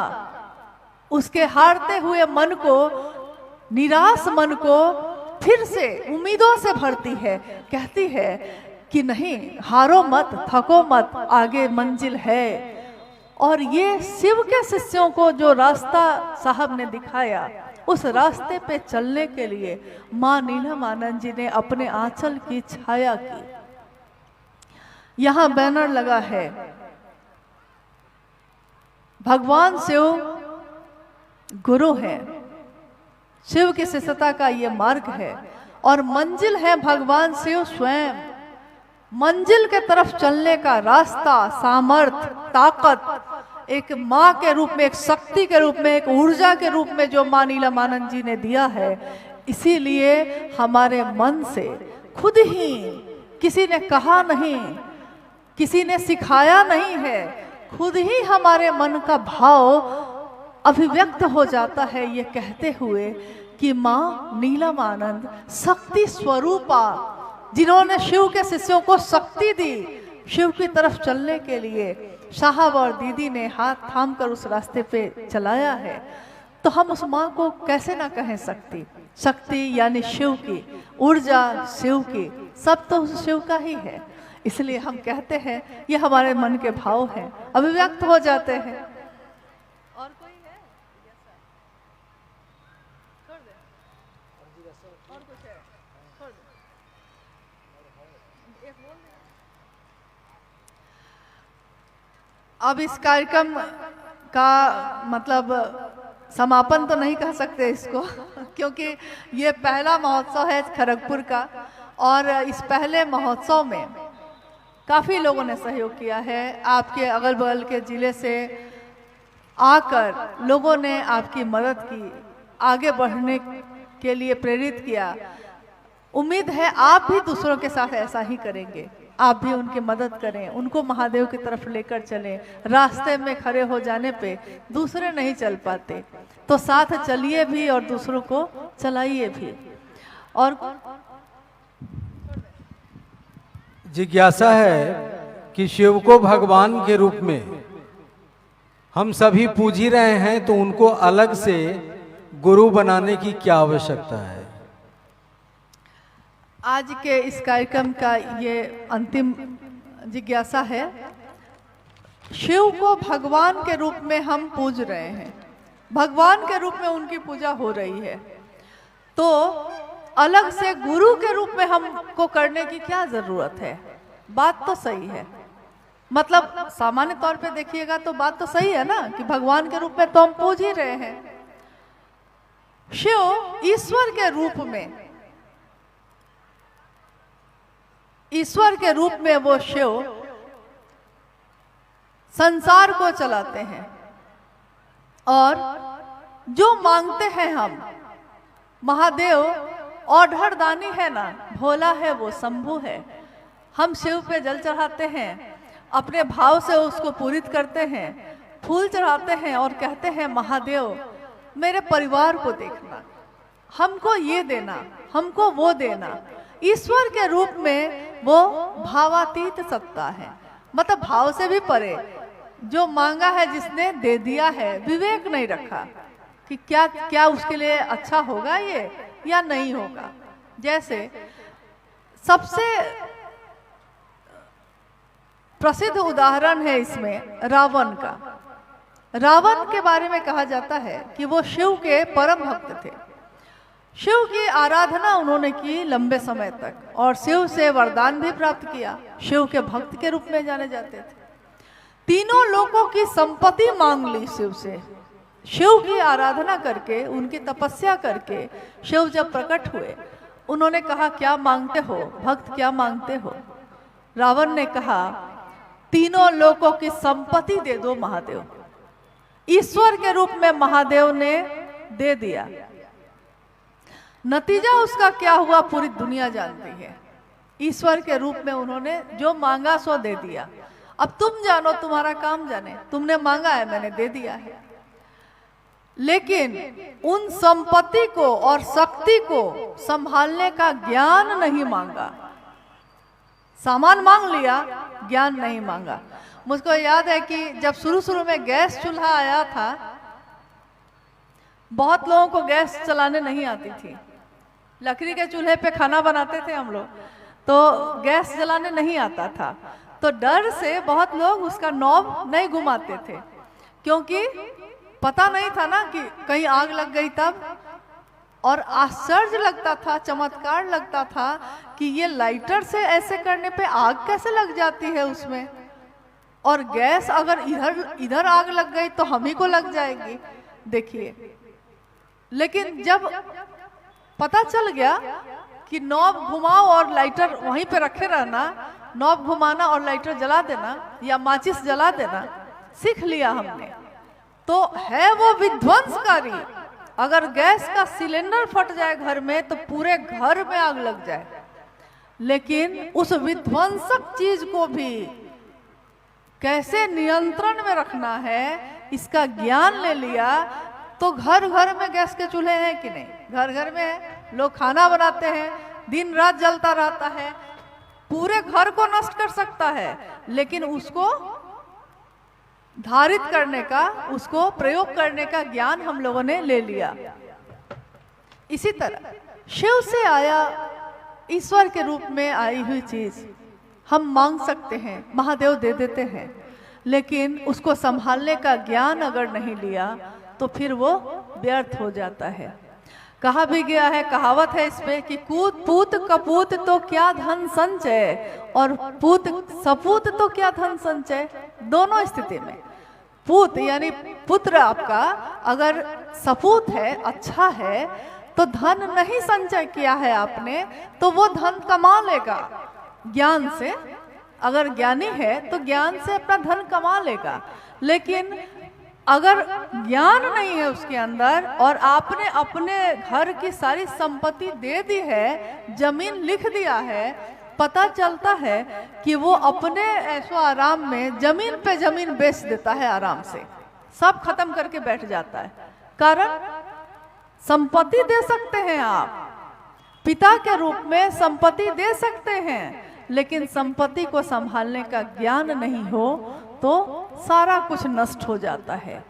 जीवन मिला है इंसान का, हम भगवान के रूप में जब शिव को पुकारते हैं और हरदानी हैं, भावातीत सत्ता है, वो सब कुछ दे देते हैं, लेकिन ईश्वर के रूप में देते हैं। अब वही ईश्वर अगर गुरु है, वही पिता घर में चॉकलेट मांगे हैं दे दिया है, अब वही पिता स्कूल में मास्टर है और गए हैं और मास्टर से कहते हैं कि मास्टर जी बाहर जाएं, तो 2 थप्पड़ देता है वही पिता। घर में जो मांग रहे थे दे रहा था, लेकिन अभी जो पढ़ने बैठ गए हैं क्लास में, मास्टर बन गया है और हम विद्यार्थी बन गए हैं, तो मेरी कोई मांग सुन ही नहीं रहा है, क्योंकि उस समय वो शिक्षक के भूमिका में है। उस समय वो ये समझा रहा है कि पढ़ो तभी तुम्हारा जीवन बनेगा, अभी खेल कूद नहीं होगा, पढ़ाई होगी। और वो पढ़ाया हुआ उसका ज्ञान उसके पुत्र को संपत्ति वो दे सकता था, लेकिन उसका अच्छा जीवन नहीं दे सकता था, वो उसने शिक्षक के रूप में उसको दिया। वैसे ही महादेव जब जगत गुरु के रूप में होते हैं तो विवेक पूर्ण चीज देते हैं। हम मांगते तो है ही, बहुत चीजें मांगते हैं, हमारा स्वभाव है, जब जो नहीं है मांग लिया, लेकिन गुरु के रूप में वो हमको वही देंगे जो हमारे जीवन के लिए अच्छा होगा। तो भगवान शिव और जगत गुरु शिव, गुरु भी अपना अगर हो जाए तो भगवान के भी सारे रूप हमारे ही हो जाते हैं, और गुरु कोई हो ईश्वर से ही मिलवाता है। जगत गुरु शिव भी स्वयं गुरु होंगे तब भी हमको ईश्वर से ही मिलवाएंगे। कैसे? हमारे मानसिक स्तर तक उतरकर, हम जिसमें समझ सकते हैं। एक बच्चा, हम बीए पढ़े हुए हैं, एक बच्चा बीए नहीं पढ़ा है, वो अभी पढ़ने बैठा है मेरे पास, तो उसको हम लाइन खींचकर बताते हैं कि बाबू लाइन को ऐसे खींचो, क लिखो, अ लिखो, ए लिखो। हम बहुत पढ़े हैं, बीए पास है, लेकिन वो बच्चा अभी आया है, तो उसके मानसिक स्तर पे उतरकर जो वो समझ सकता है, उस स्तर पे, उस नीचे तक उतरकर, और तब गुरु ज्ञान देने की जिम्मेवारी वहन करते हैं। हम जितना समझ सकते हैं उस स्तर पे उतरकर, वो अक्षय स्रोत शिव उस स्तर पे उतरकर धीरे धीरे हमारे ज्ञान का परिमार्जन करते हैं, बढ़ाते हैं, और एक दिन हमारी समझ में ये आ जाता है कि कुछ भी यहाँ होता होता नहीं है, रहना नहीं देश वीराना है, यह जीवन कागज की पुरिया, बूंद परे खुल जाना है। यह जीवन चल रहा है, योजना पे योजना हम बना रहे हैं, संपत्ति पे संपत्ति हम इकट्ठी कर रहे हैं, लेकिन अगले ही पल क्या होगा इसका पता नहीं, अगले पल की खबर नहीं है, और योजना है सालों साल की। तो और चीजों के लिए तो हम योजना बना रहे हैं, लेकिन क्या महादेव के लिए भी हमने कोई योजना बनाई है? क्या इस जीवात्मा की यात्रा के लिए भी कोई योजना बनाई है? 70-80 साल के जीवन के लिए तो इतनी चीजें इकट्ठी कर ली, लेकिन हजारों साल की जो यात्रा है, हम इस जीवात्मा की जो मेरे अंदर है, हजारों साल की इस यात्रा के लिए हमने क्या सोचा है? तो हम सब शिव को अपना गुरु बनाए हैं, और लोगों को प्रेरित करें ताकि वो बनाएं और अपने मन से, इसमें तो आपको कहीं जाने की भी जरूरत नहीं है, अपने मन से ही महादेव से दया मांगे। जहाँ मौका मिले चर्चा कर लीजिए, नमन कर लीजिए, जैसे आता है वैसे ही कर लीजिए। कोई भाषा, जिस भाषा में आपको आती है वही भाषा से कर लीजिए। नमः शिवाय से मन है नमः शिवाय से कर लीजिए, यानी प्रणाम कर लीजिए और महादेव के लिए अपने मन में धीरे धीरे थोड़ा समर्पण, थोड़ी एक निष्ठता लाने की कोशिश करिए। हमारे चारों तरफ बहुत सारी चीजें दिख रही हैं, लेकिन एक जगह आप कहीं बैठ जाते हैं और आप ध्यान से उस पेड़ की एक पत्ती को देखने लगते हैं।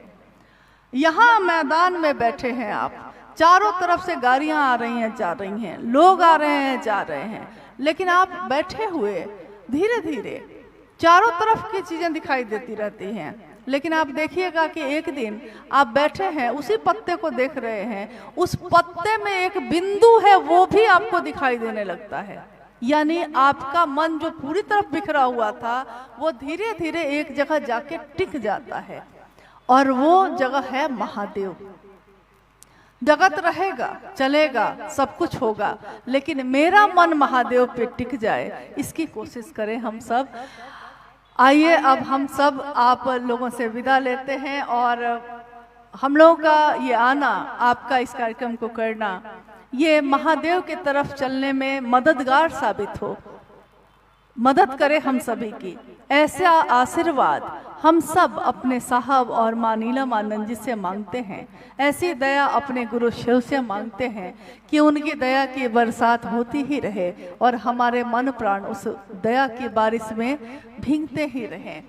तो अब हम लोग विदा लेते हैं, फिर मुलाकात होती रहेगी। महादेव की शिष्यता का फैलाव है, लोग मिलते ही रहेंगे, बिछड़ते ही रहेंगे, लेकिन महादेव मिल गया तो वो बिछड़ेगा नहीं। चलिए आप सभी के चरणों में हम सब